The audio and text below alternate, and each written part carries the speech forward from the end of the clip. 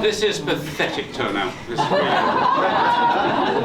There's a few of my old faces here, very few, and lots of new faces. I've been here for 40 years, I'm glad you could finally make it. Well, here you are, and it's a very special and a very unusual evening. It's a triple bill of cultural delights. First of all, because we knew you were all coming, we left the London show up, which has been very popular, for an extra 2 weeks to get you to see that. That's on the other side. I know some of you haven't got quite past the bar yet, but it's on the other side.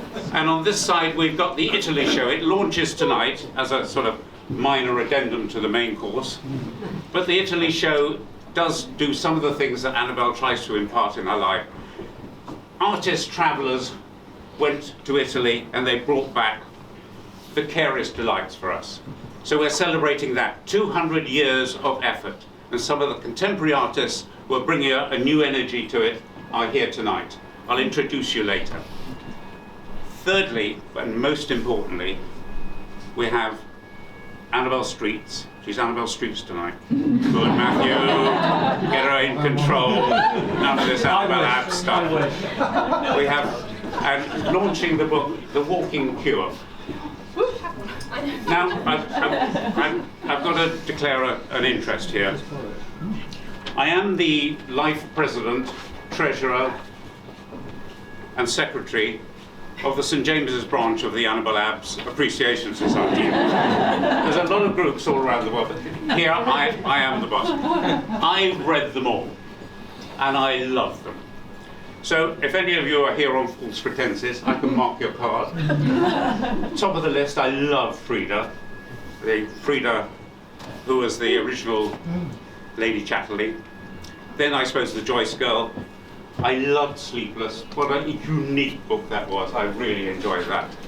Language of Feud is a scrumptious delight. And I'm sure when I get round to reading it, the publishers wouldn't give me an advance copy. When I get round to reading this, I'm sure I'm going to love it just as much. You have to buy one. Usually I join in what everybody does here, I shoplift. But importantly, we have tonight the sponsor, the publisher, Bloomsbury Books. Rowan Yap will now address you. Rowan, please.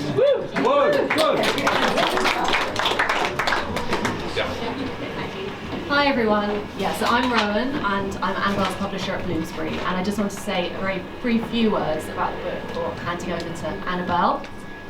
Really thrilled to welcome you all here tonight to celebrate the launch of it, and it feels like the perfect spring day to send a book of this nature, here it actually is, out into the world.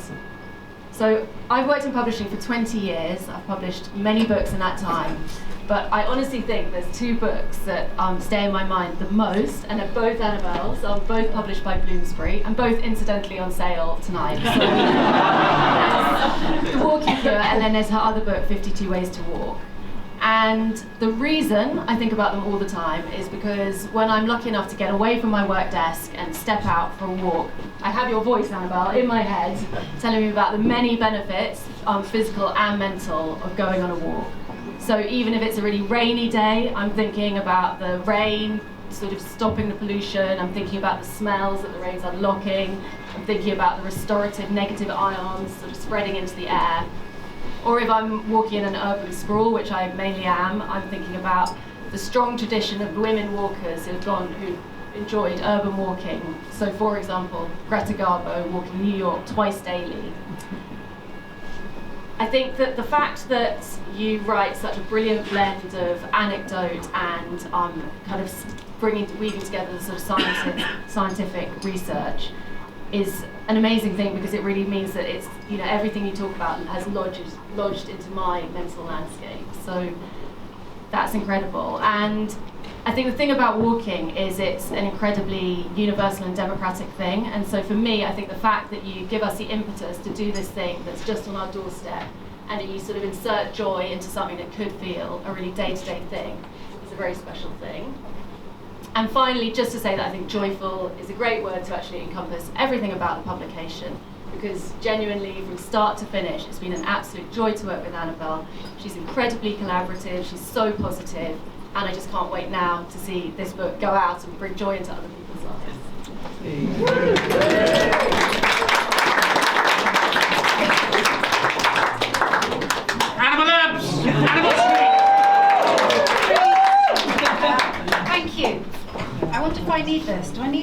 Yes.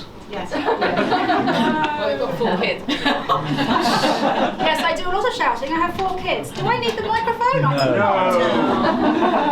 Thank you, Rowan, who's clearly read my book and remembered all the key points. I appreciate that. And thank you so much to Chris for lending all of us this wonderful place. And I can't think of a better place to be talking about landscape than here, surrounded by landscapes of Italy on this side and London on the other side. So Rowan was just talking about joy, but I'm just going to backtrack from joy. I thought I'd just spend a few minutes, and Chris will tell me. He's already glaring at me actually. My time's up. Sorry, no, it's time to go. The genesis of this particular book. So a very long time ago, when I was 20, I can hardly remember that far back, but when I was 20, I arrived at university in Norwich, and there are a couple of you here who will remember those heady days. So I arrived there exactly the same time as my grandfather arrived. He had arrived in the Norwich General Hospital where he was dying of lung cancer. I had arrived at university, ready to party and make friends. But in that first term, while my fellow undergraduates were getting to know each other and drinking and partying, I was in and out of the hospital looking after my grandfather. And shortly after that, he died. So I had my sort of first emotional blip at that stage. And I started yearning for mountains, which was a very strange thing because I'd always lived at sea level. I'd never been in any mountains. I may have climbed a couple of small hills, but that was the extent of it. But this yearning, this craving for mountains was so strong, I had to go to my supervisor and say I'm leaving university. So my supervisor was obviously very used to undergraduates coming along and saying they were yearning for mountains. And he said, don't just leave, just go and have a year out and go to the mountains, and then we'll hold your place open. And then he said, which mountains will you go to? The Alps or the Munros? And I said, no, I'm going to the Himalayas. I needed to be in very, very high places. And I was talking to an artist, I think she's left about this earlier, about that need for perspective and for height. And I went off to the Himalayas for 3 months. I walked around and came back, and I suppose I was cured. But this idea that a landscape can call to you. You may be familiar with the John Muir line, the mountains are calling and I must go. This moment of the mountains were calling and I had to go, then came back to me on several occasions. When I started working in London, I would become, after a couple of weeks, if I'd been living and working and not seen any green, I would become quite grumpy and I think not very nice to... I'm afraid so. Not very nice to be with. And I worked out that I was actually craving greenery, green space. Luckily, in London, we are blessed with the most fantastic park, so I was able to get to green space.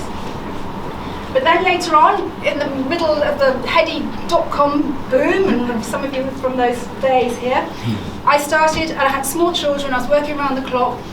I started craving, a little weirdly, desert. Now I should point out that when I asked Rowan if I could have a chapter on desert, Rowan said no. So there is no chapter on desert. But the craving was very visceral. And I've never been in desert, but there was something about wanting to be in that sort of landscape. And Matthew, my darling husband, said, we cannot go on holiday to a desert, we have small babies. But the desert was calling, but I could not go. And then there was one other final experience that sort of made the penny drop really, which was when I was researching Windswept, the book that Chris mentioned. It's a book about women who went off to wild places to try and find their voice, try and find their identity. Again, at times of emotional sort of turbulence, they would head off. I was researching this book and I noticed that all these women were going to very specific landscapes. So it was either plains, or it was mountains, or it was rivers. And one of the walks, I did all their walks, but one of the walks was in the footsteps of Gwen John, the painter. And in 1903, Gwen John walked from Bordeaux to Toulouse. So I did that same walk, and I walked between a river and a canal. And she did it in 6 weeks, but I had to do it in 10 days. So I was doing very long walking days, sort of 30, 35 miles a day. So right in the middle, I planned myself a lovely rest day. So we walkers give ourselves little rest days when we think we might be covered in blisters and aching muscles. So my rest day was in this gorgeous little French, very chic little town. There was a chateau on a hill, there was a nice chic hotel with a spa, lovely restaurants. And I got to my sort of rest day little town, and I went to bed, and in the morning I thought, it's my rest day. I can go to the spa, and I can go to the baths, and I can just put my feet up. And I couldn't, because the river was calling and I had to go. So I cancelled everything, because the need to be by the river was so strong. And it sounds kind of woo-woo. It does sound kind of woo-woo, but it was true. It was my truth. So I went back to the river, and as I remember now, as I arrived at the river, just feeling, yes, this is where I'm meant to be. So fast forward, when Rowan said to me, have you got any other ideas? And I said a little bit tentatively, well, I'm quite interested in the call of landscape. And Rowan immediately said, great, go and write it. And I walked out onto Rosie Square and thought, oh my God, this is just me, woo-woo. What am I going to write about?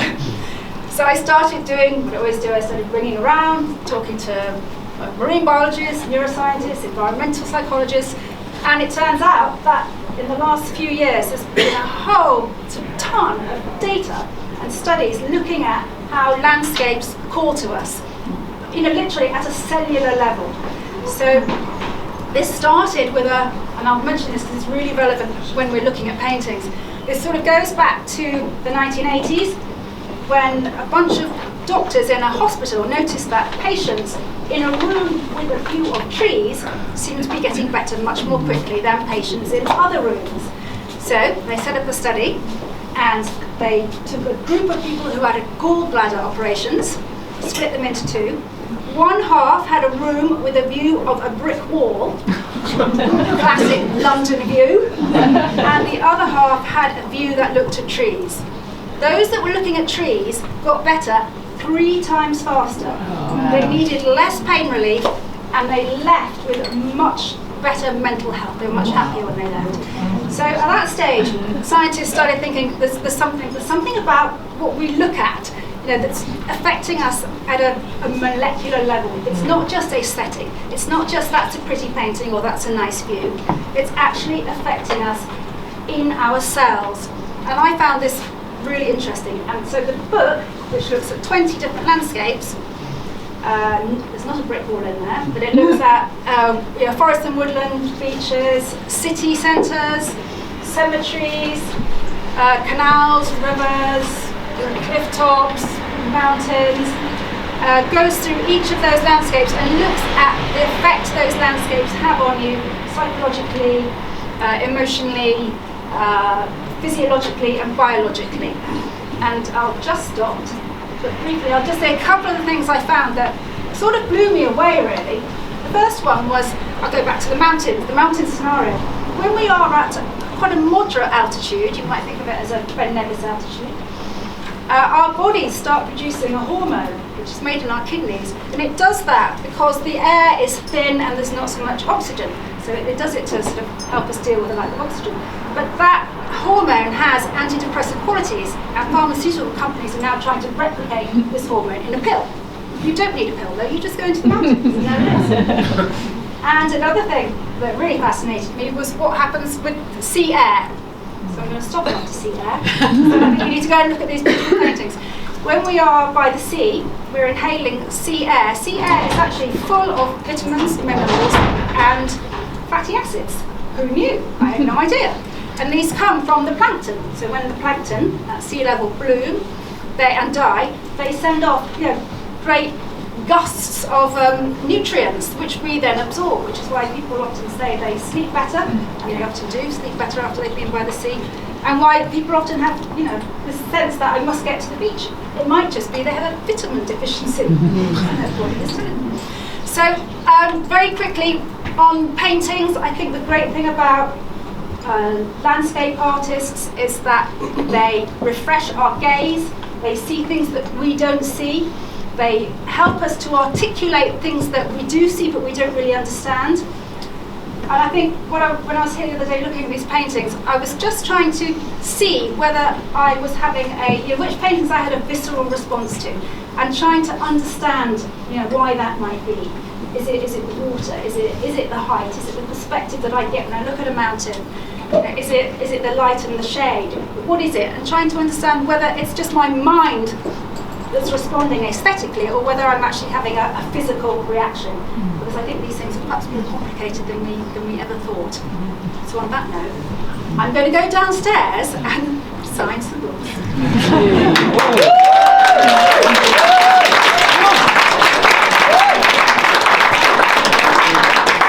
Brilliant. If she went on any longer, we would need to buy the book. Please do. I can't wait. While I was listening to that, I just come up with a new volume for you to, because it just occurred to me that often when I'm reading Annabel's work, some pages are like blank verse. They're so beautiful.